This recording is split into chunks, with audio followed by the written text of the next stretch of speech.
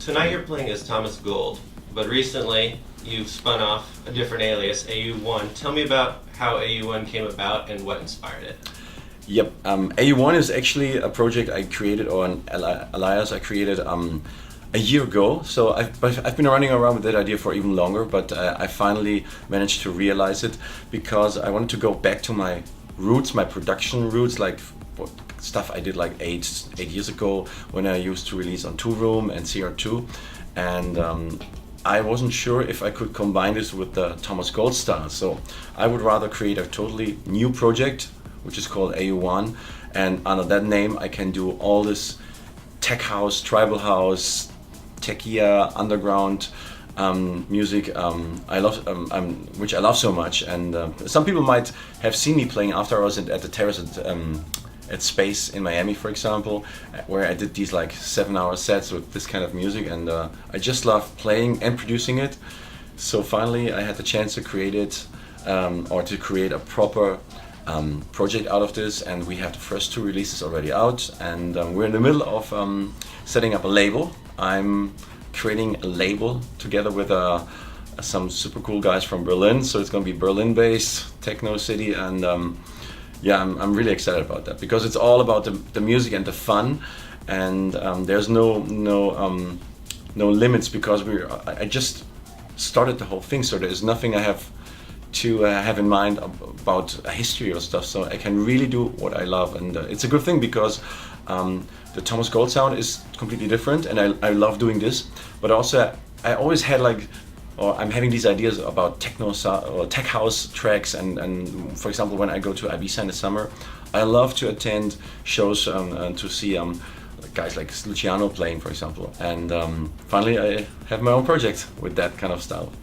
So when you create this label and you're recruiting other artists or going out and prospecting for other artists, what are you looking for in their sound or their personality that will fit with your label? We haven't really thought too much about that because in the beginning I will release myself, my own stuff, but we will definitely get people from Berlin onto the label, like young producers. We're actually looking into that, trying to use my friends and my people's networks in Berlin, because there's so many talent out there, and we want to have like maybe 1, 2, 3 young producers on the label from Berlin, and so I can actually go and see them because we're living in the same city, and I want to create something local, you know, and kind of like a community, or a little like a family, a label family. In terms of inspiration, along your way through the industry or when you were getting started, were there any artists or sounds that were extremely relevant and factored into your signature sound as it turned out to be? I would say there were a few people. In the beginning there was, of course, Eric Murillo and Roger Sanchez, the house guys.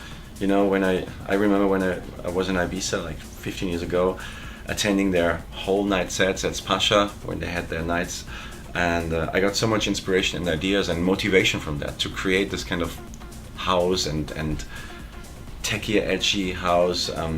It still influences me a lot, and we will see in one of my upcoming releases, AU-1 releases, where I'm super inspired by this old school vintage kind of house, and it's so much fun to kind of recreate this sound.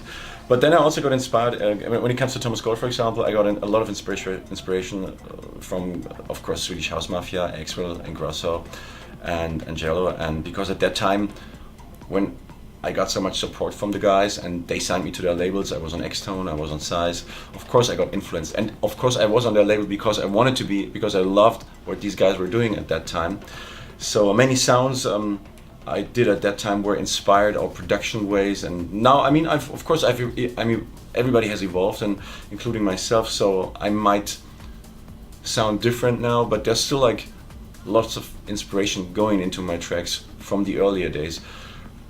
With AU-1 and Thomas Gold separate entities, as a performer, when you're playing a specific venue, are you deciding whether you're going to be Thomas Gold or whether you're going to be AU-1? Actually, I haven't played under the AU-1 name yet, so we're working on that. We're talking to people already, but I will definitely separate both from each other, so people will know what to expect. I will go either as Thomas Gold or as AU-1, and I don't want to mix up the sets, so the style of the sets, because that's why I created the project. I don't want to squeeze, let's say, a tech house track into the Thomas Gold format, because it would just not fit. And even for my sets, it's difficult to incorporate both worlds into one set. So, but that was not my intention at all. My intention was to create something separate, and which I can, and when I play under that name, I can go 100% AU-1, play that sound.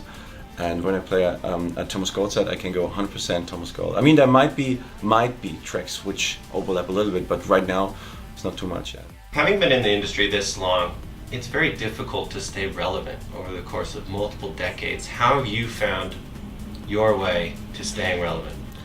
Yeah, it's hard work sometimes, you know, because in the beginning I was kind of considered being a newcomer, and so there was a lot of interest from me, and then the EDM thing just blew up, especially here in the States, so I was one of those guys who actually were there from the beginning.